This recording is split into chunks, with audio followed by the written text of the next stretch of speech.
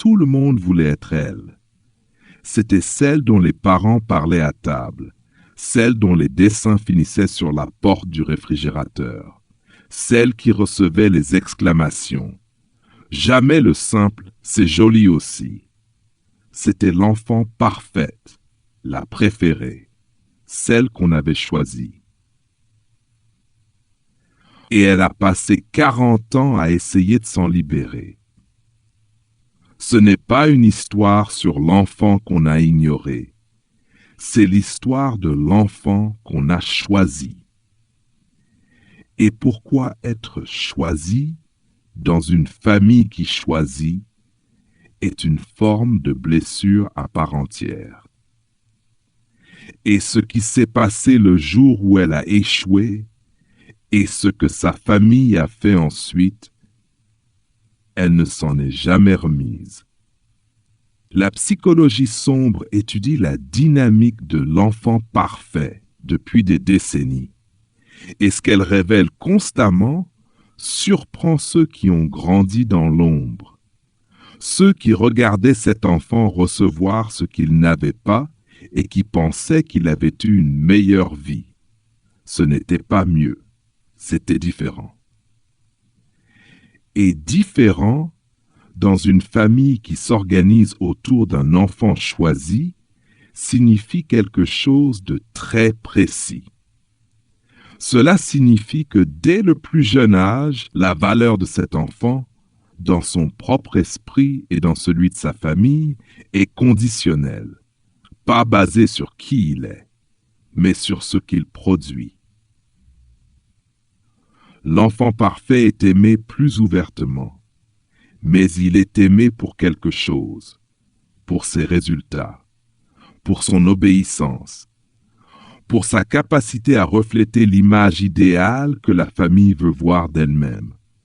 Et un amour qui existe pour quelque chose est, au fond, un amour qui peut disparaître dès que cette chose n'est plus là. L'enfant parfait ne le sait presque jamais consciemment. Il passe toute son enfance et souvent une grande partie de sa vie adulte à croire qu'il est simplement aimé, que cet amour est inconditionnel, qu'il est en sécurité, jusqu'au jour où il échoue, et que l'amour lui révèle ce dont il était fait.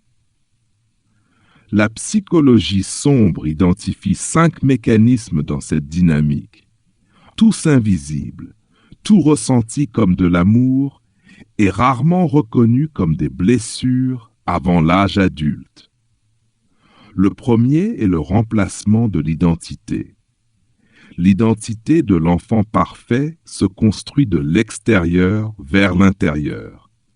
Très tôt, la famille projette une image sur lui, celui qui réussit, celui qui est capable, celui qui nous rendra fiers. Et l'enfant grandit dans cette projection au point de ne plus savoir faire la différence entre qui il est et qui il doit être.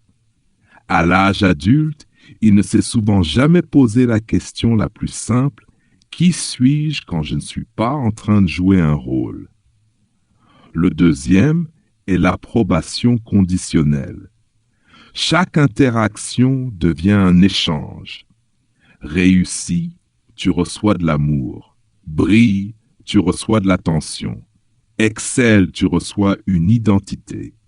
Et l'enfant intègre cela si profondément qu'il l'emmène dans toutes ses relations adultes.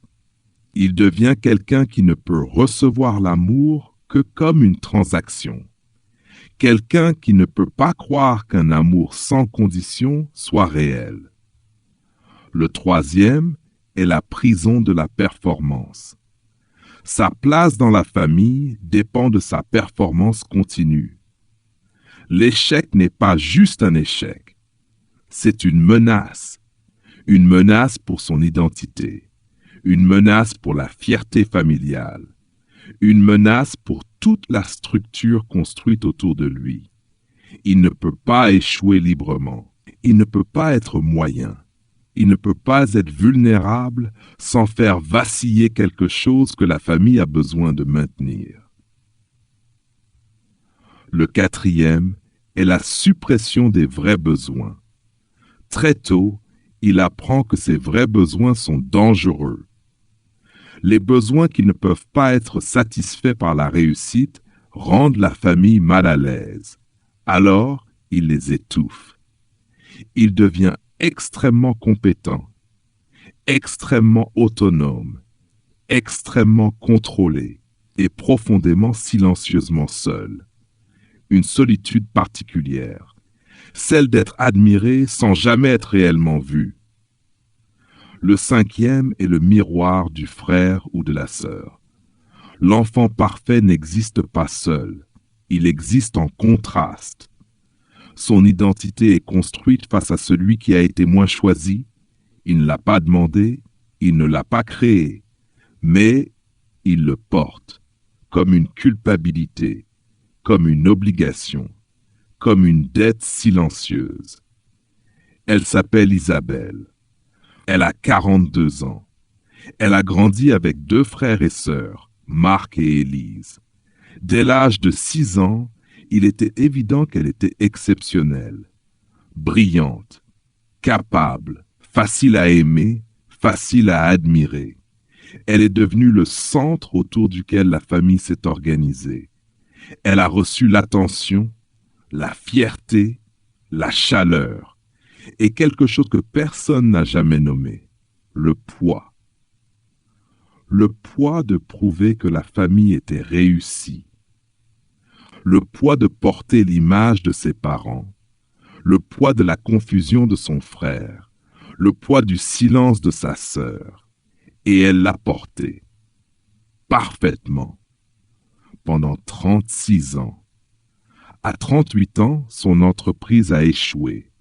Pas de manière spectaculaire, pas à cause d'un scandale, juste doucement, comme beaucoup d'échecs.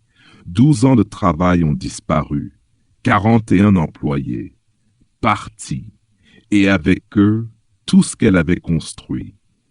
2 jours plus tard, son père a appelé. Il a demandé pour l'argent, pas pour elle, pas pour la perte. Pas pour les années, juste l'argent. Et à ce moment-là, elle a compris quelque chose pour la première fois de sa vie. Elle a dit, « Je pensais qu'ils étaient fiers de moi. » Et j'ai compris que la fierté n'est pas de l'amour. Ils étaient fiers de ce que je produisais. Et quand j'ai arrêté de produire, ce qui restait, c'était de la déception. Et la déception, venant de quelqu'un que tu as passé ta vie à ne pas vouloir décevoir, c'est la solitude la plus profonde qui existe. Après ça, tout s'est effondré en elle. Pas seulement l'entreprise, son identité. Elle ne savait plus ce qu'elle aimait, ce qu'elle voulait, qui elle était sans public. Elle avait passé 40 ans à jouer un rôle, sans jamais se construire. L'enfant parfait ne pleure pas seulement un échec. Il pleure la personne qui n'a jamais eu la chance de devenir. 8 mois plus tard, elle a commencé une thérapie. Son thérapeute lui a dit « Tu joues le rôle de la personne compétente depuis que tu as 6 ans. Tu ne sais pas qui tu es sans ça. On va le découvrir. » Et elle a dit que c'était la phrase la plus terrifiante qu'elle ait jamais entendue, parce que cela voulait dire qu'il n'y avait peut-être rien en dessous. Alors elle a recommencé, lentement, difficilement.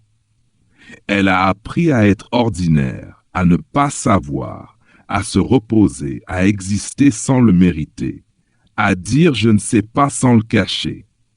C'est ça, la reconstruction de l'identité, détruire ce que tu devais être et découvrir qui tu es sans ça. Et ça prend du temps, beaucoup de temps, parfois 1 année pour chaque décennie de performance. Et elle jouait ce rôle depuis ses 6 ans. continues perfectly into your next segment if needed.